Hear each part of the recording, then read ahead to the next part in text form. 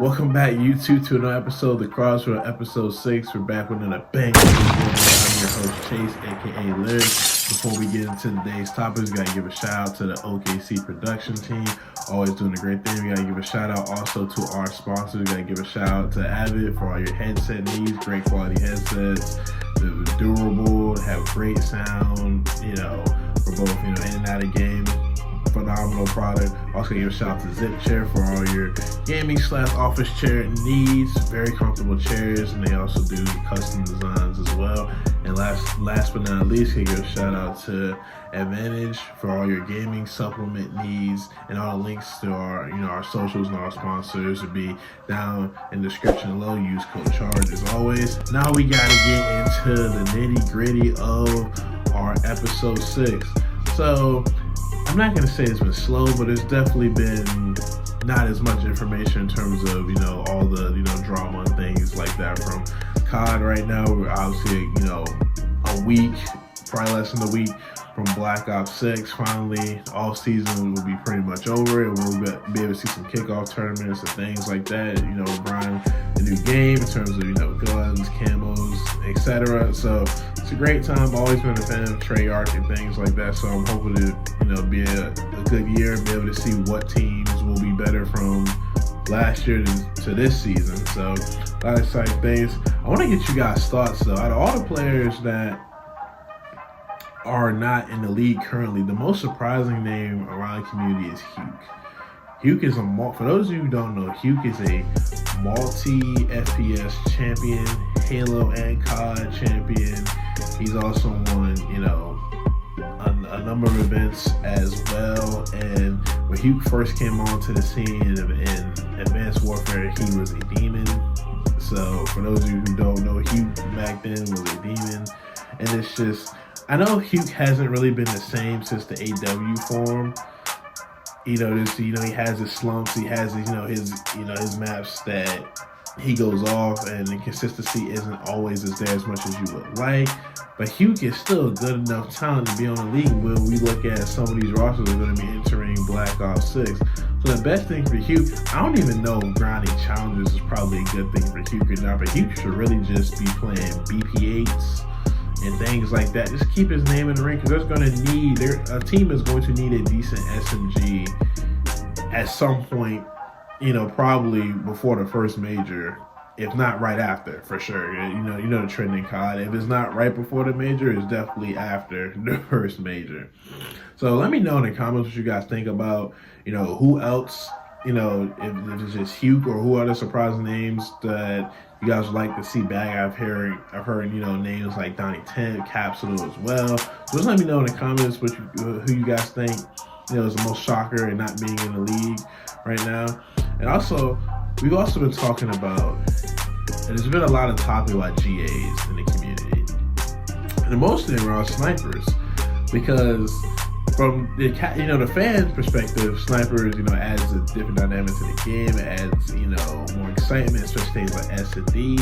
And from the competitive side, if the snipers are too easy and they're overpowered, then, it makes it hard to be able to use and sustain competitive integrity. And then it's the other thing with the smokes, if they're actually good, or they one ways and things of that nature. Just smokes in gaming is generally a very hard thing to make in terms of consistency, because a lot of times there are one ways, or it just doesn't work the way it's supposed to cover across, or it's supposed to take away the line of sight from the other team for a brief second or two, for you to be able to make your move. And so we've even seen other games that are dealing with the same issue, but it's just been famously worse in COD,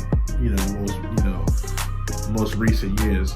But in the competitive scene, a lot of people are saying, well, smokes are GA'd because of their inconsistency. We can't have snipers as well. because smoke is the counter to the sniper. Now, well, I do believe that's true in some regard. I think snipers can still play a part in the competitive scene and maybe only be GA'd just like Dashi said previously throughout the week, that maybe can be banned on certain maps and not like all maps. But I do think the snipers, from what we know now in the competitive scene, the snipers really wasn't that overpowered looking back at, this past year's game. So maybe they can make a return for Black Ops 6. It'll be nice to see a sniper or two here or there, because there's some phenomenal snipers in the CDL. And for their team and for them to not be able to showcase that talent, really takes away an element, to the game in itself. But I understand, because Treyarch makes, pretty much 3-lane maps. If the 3-lane maps are heavily crazy, like this past game, if it's like High Rise or something, then yes, sniper would be GA just because the layout of the map itself.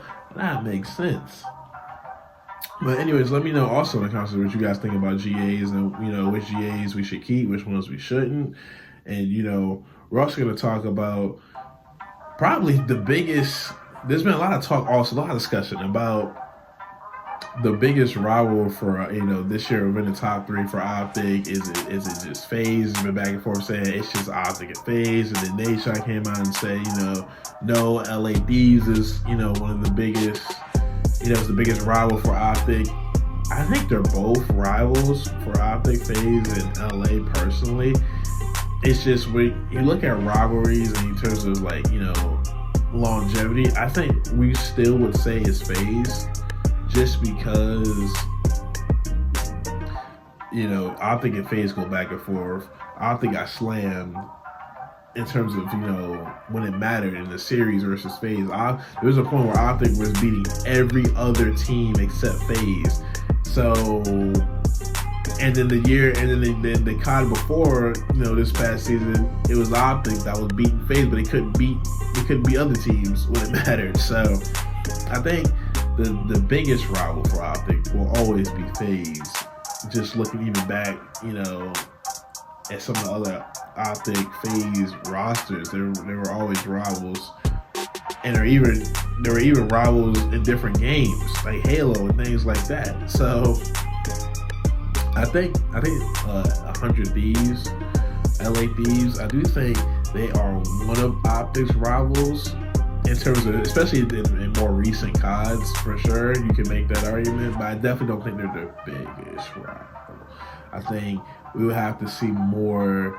We'll have to see more games and more data and more, head-to-heads in terms of it being one-sided and back and forth and things like that for to be able to say that, because the Optic FaZe thing's been around almost since the test of esports. So it's going to be kind of hard to say that, even in a competitive standpoint, that FaZe isn't Optic's biggest rival, because they are. Last but not least, we have some news about the majors locations for this year. So there's been rumors that the first major will pretty much be in Barcelona, which would be phenomenal. I mean, just think about the growth of, COD competitively. We're going to different venues. Barcelona sounds like a great place. And hopefully the venue lives up, to the city itself. So I'm excited to see that. And then we also have, that Miami, Dallas, and Toronto will also be able to host an event.